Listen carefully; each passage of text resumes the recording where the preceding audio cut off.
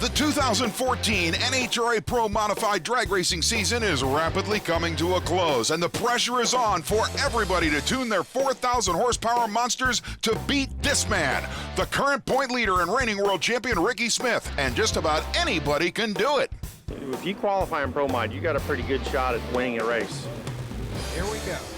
Within the NHRA is a class of car that defies convention. Door slammers with nitrous, turbos, blowers. These are the Mavericks. This is Pro Mod.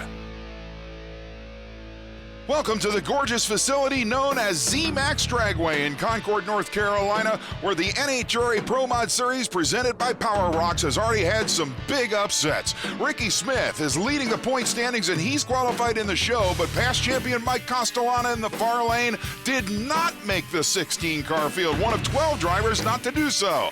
Mike Janis, however, is still a contender in this points battle. New Englander Pete Farber is still one of the drivers who has a chance at this. Troy Coughlin, the past champion of 2012, is also a contender, as is Vaughn Smith. You know, running with racing Ricky is always a great deal, and like you said, the rivalry, it ain't really a Smith thing as much as it is just we've raced together for so long, but great competitor and great team over there. I mean, I just think the Allen Abbey team is up for it, and we'll see what happens. You're on board the tire heating burnout inside the Harry Ruska-owned Camaro of Don Walsh. The machine campaigned in memory of the legendary Steve Grebeck, taking on Eric Latino, the Canadian driver with a supercharged green and black Chevy Camaro against the turbocharged Chevrolet of Walsh that has proven to be so strong this year. What a tremendous view as Walsh drives away at 5.93 seconds to take the first win of eliminations in tremendous fashion. Woo! And Walsh is a happy man because of it. Here's the 2012 NHRA Pro Modified World Champ Troy Coughlin in the Jegs.com sponsored turbocharged Chevy Corvette against the turbocharged Mustang of Kevin Fiskus, who is officially now one of NHRA's killer drivers. We've raced Troy a bunch, and we're pretty much neck and neck, so this may be the rubber match. I'm not sure what the stats are, but this is going to be a close one. Very true. They have had great battles, but there's the man who tunes Troy Coughlin's entry, the legendary Steve Petty, who probably has it set up to take on anybody in this match.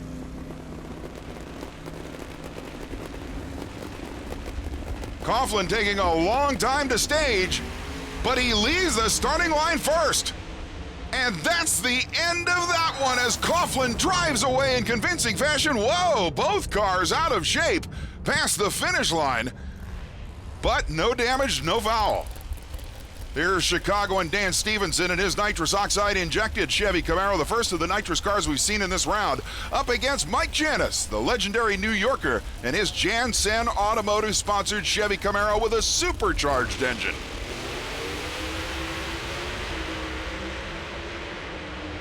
Again, no contest. The beauty of Pro Mod is the diversity of the power plants, but so far it looks like anybody who's in the far lane is a winner. All weekend long we've been struggling with the car, and the guys from the carbon fiber, Mike and his son, the other Mike, I guess, and they've been helping us tune the car on the chassis, and it's just been great. I'm happy.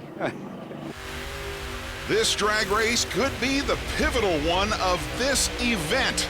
Ricky Smith, the reigning world champion in the IDG Nitrous Camaro, takes on arch rival Vaughn Smith, no relation by the way. And obviously an interested spectator is Mike Janis. Really, no matter who wins this, Janis will remain a player in the point standings. But from Vaughn Smith's perspective, this is do or die. He's got to beat Ricky Smith now. I know Vaughn, he's too good. He's going to come back with a vengeance, and I got to try to pay attention up there because he's going to try to make me pay for what he done at Indy. Indeed, and Ricky Smith has to worry about being as strong on the starting line as he can throughout this event, not just for this one pairing, because everybody is out to stop the red and white IDGsupply.com team. Smith stages last. They leave the line, and it looked like an advantage for the far lane and Vaughn Smith at the finish line. It's too close to call. Vaughn Smith wins the closest drag race of the entire season. The finish line difference for the far lane winner, 7/10,000ths of a second. For me, it's great, win on the whole shot. It's terrible to lose on a whole shot, and it's happened to me. Happened to me at the last race, so it is what it is. Thank God. For Vaughn Smith, it's a wonderful moment. For this man, it's devastating. To lose is one thing, but to lose on a whole shot when you're the king of starting line reactions is another. There's more action to come here in the first round from Charlotte. It's all brought to you by ARP, the world leader in fastener technology, by Flowmaster, the exhaust technology company, by Aeromotive, serious fuel systems for pro mods to hot rods and everything in between, and by Power Rocks, mobile power for your mobile life. Stay with us.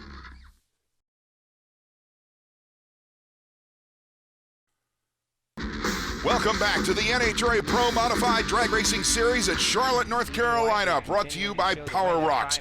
Steve Matusik's career in drag racing began as a bracket racer, but now he's considered one of the absolute technological leaders in the world of fuel delivery systems. Here's some inside information about this man's incredible career. My company, which is 20 years old actually last month, we've been involved with developing fuel system components throughout our history. We race, we learn what the problems are, we create solutions in the way of products, and then we put them on cars and we test them. And I think that's why that puts us ahead of everybody else, because we truly do develop products that have appeal because we're trying to solve a problem. We're just not trying to do a Me Too type product. So we are involved in every form of motorsports. We can fuel everything from a junior dragster all the way up to a pro mod car and everything in between. Street cars, street performance. We've got some performance product that'll support over 1,000 horsepower and go 100,000 miles on the street cars. You know, this fuel pump has an interesting history, and again, it shows our company and how we do things. A few years ago, when we created our own Pro Mod program, we were going to run it on methanol, and we were looking at the fuel requirement, and we realized we didn't have a pump to support it. And the last thing in the world that I was going to do is come out with our own car, our own program, and run somebody else's fuel pump. So out of necessity, we decided that, okay, the market isn't that big, but let's go after that market, learn something new, and then eventually take that and morph that into some other products that you could use for mechanical fuel injection as well as electronic fuel injection. Now this particular pump is on a variety of different vehicles. So now we're the only company out here that satisfies all the different Pro Mod type cars, nitrous, blown, or turbo. We can fuel all their needs. Pete Farber in the CRC Brake Clean 1969 Dodge Daytona will be in the other lane against Matusik in this first round. Matusik, of course, is a team driver for Mike Ivey's Agave Underground Tequila team with crew chief Jimmy Rector. He's been a little pain in Steve's ass, but we're fixing to send that pain back. We finally getting this car to where it needs to be. Bearing in mind that there are two Agave Underground team cars, both of which are tuned by Rector, they are now running almost identical elapsed times, courtesy of that man. And a supercharger drive belt comes off of Pete Farber's supercharged Chrysler Hemi. Matusik will waltz into the next round. You guys didn't want to run each other. No, we like each other. I'd like to race him in the final for once. Or again, right? I still own one there, but great driver. If you beat Pete, you've really done something. So I'm real happy about this, and we're moving on. The show quality supercharged Chevy Camaro of Grand Junction, Colorado's Mike Knowles heats the tires alongside Billy Glidden and the Mickey Thompson Tires nitrous injected Ford Mustang that has been performing flawlessly recently, courtesy of Sonny Leonard. I don't think I'll be messing up anybody's points. I don't think too bad, but I'd like to mess up their goals and their opportunities to win. I'd like to do that. That's basically what Glidden has been doing, courtesy of that new Sonny Leonard power plant underneath the hood of the Mustang in the far lane. Knowles is always tough, but Glidden is one of the best levers in the sport. And it's the nitrous oxide injected Mustang taking the win. Glidden is on a roll. You know, right now we've got a 903 in it from Sonny's. We've got two engines. We got a Nizer engine that runs really great also. So we're starting to feel a lot better about ourselves. You're on board the Agave Underground Tequila Supercharged Camaro of Danny Rowe, another driver who is in a fierce point battle with Ricky Smith, Pete Farber, Vaughn Smith, Troy Coughlin, and all the others who are trying to lead the series going into the next event. Kenny Lang's Canadian Summit Racing Equipment Camaro is in the left lane, but he smokes the tires fiercely And Danny Rowe thunders into the next round with the quickest elapsed time of this particular round, 5.90 seconds. You have a tough second round matchup tomorrow. Who do I have? Looks like Vaughn. It's Vaughn. I'm good with that. The final pairing of the opening round of eliminations here at Charlotte features Jim Larita in the Mid-Atlantic Energy Service rear and Morrison-powered nitrous-injected Camaro against the astonishing rookie driver, Stephen Whiteley out of Grand Junction, Colorado, who for the first time in his rookie year put the J&A Service supercharged Camaro #1 in the field. Larita's nitrous car has its work cut out for it. It's a great drag race, and Larita will take the win. The number 16 qualifier drops the pole sitter on a hole shot. Every winner of the round has gone 5.9 something seconds. There's the freeze frame of a 12,000th of a second victory. Oh my, we need that. Thank the Lord, man. We really need that. We've been busting, but thank my crew, thank God. Thank my family. Man, we have been kind of down lately. Breakage, miscellaneous breakage, and that sort of thing, just bad luck. But man, they put it together. We've been busting butt, and we really did it today. There's a problem in Charlotte. It's beginning to rain. And going into the next round, we have 4 supercharged cars, 2 turbo cars, and 2 nitrous cars, all within 700ths of a second. Stay with us to find out how this one ends.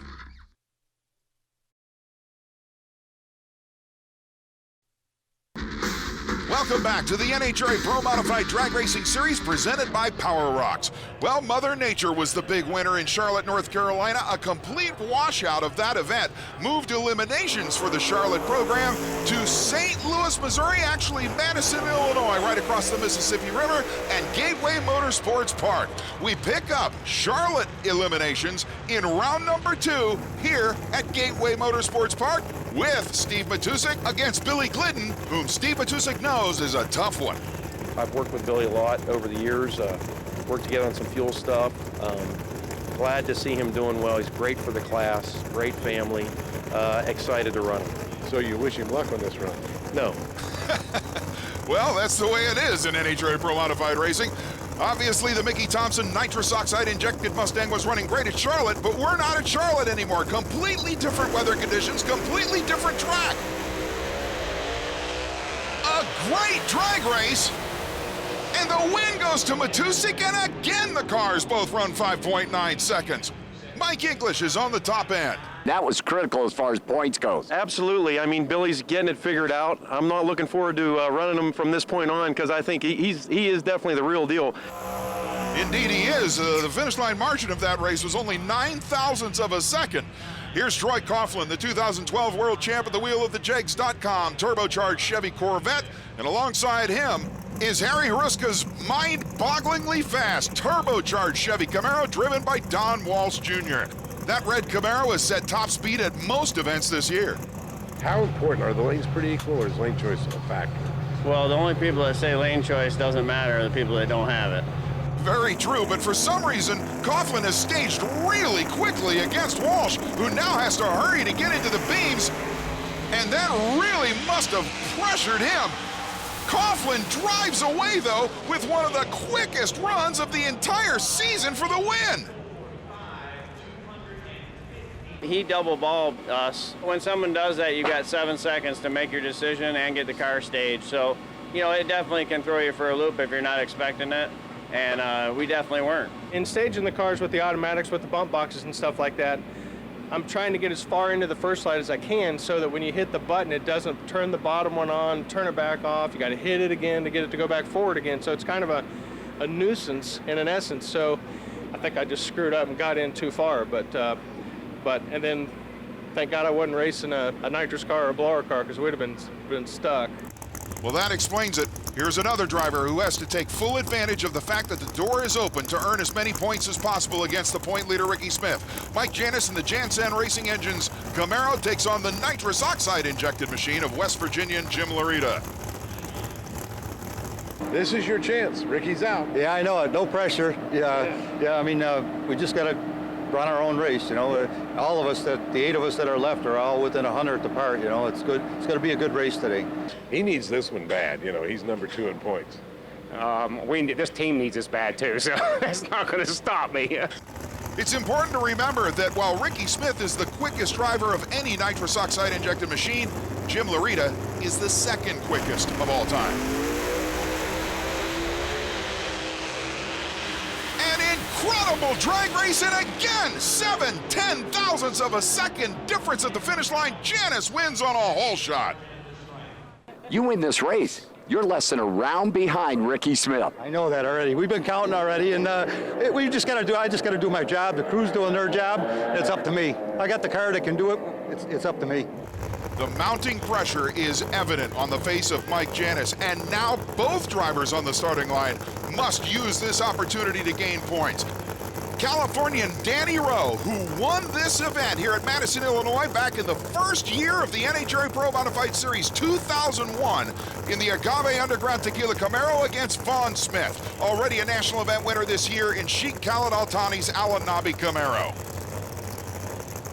I hope it's a repeat of the last run, obviously, but you know, Danny's tough just like Ricky was, and Jimmy's always got that car on kill and runs really well, and Howard's been hibernating up there, so he's going to come up with something to take him out.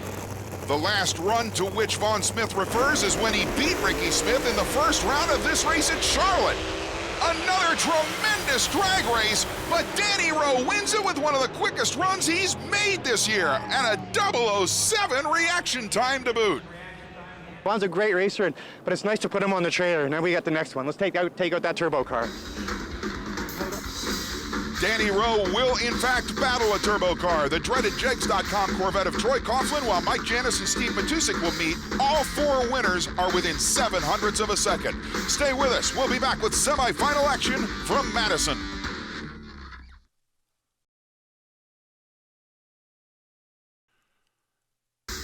This exclusive coverage of the NHRA Pro Modified Drag Racing Series presented by Power Rocks is brought to you by B&M Racing and Performance, quality performance products that work. By Stage 8, the world's best locking fastener. By Agave Underground, 100% agave tequila. And by Power Rocks, mobile power for your mobile life.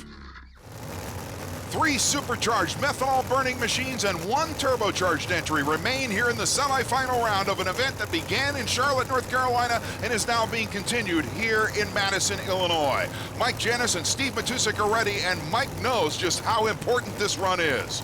This is like I think the run of the year right here with Steve. He's got to go down. I mean, it's our turn. He's had plenty of opportunities and chances. It's our turn for putting on that win light and winning the championship. This may as well be a final round because whoever advances to this final will pick up a huge number of points towards the championship. They leave the line together, but there are problems in the far lane.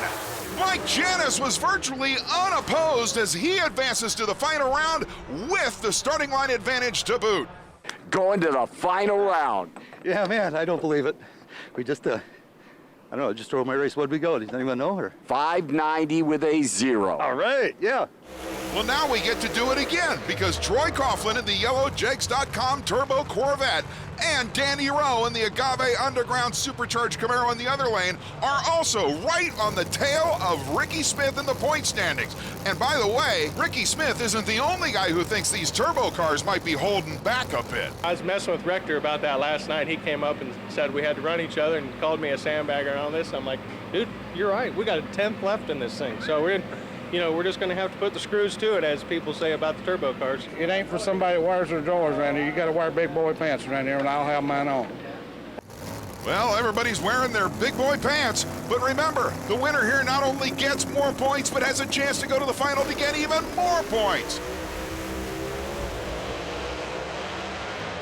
A beautiful drag race, but Coughlin drives away at the end, 588-1 to 588-0 in one of the most important races of the year.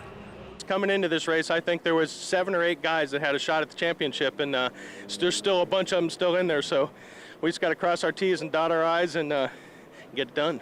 No matter who wins, Mike Janis and Troy Coughlin will both leave this event right on Ricky Smith's heels in the point standings. Pro Mod 101 is brought to you by Precision Turbo and Engine. How does a Pro Mod launch off the line? Well, we have clutch cars, we have automatic. A clutch car uses a clutch pedal to modulate, push the car into the beams. In our case, we use buttons on the steering wheel that lock the transmission into place. So we have a trans brake button, which locks down the transmission from moving the car, and then we have a release button that helps the car creep into the beams in a controlled environment. So it doesn't release completely? Correct, because we have to light the top bulb, and then we got to light the bottom bulb, but we have to do it within 6 seconds so that we don't get a red light, and we have to do it in a controlled environment because where the car is in the beams, especially in qualifying, is critical to the type of an ET that you're going to get.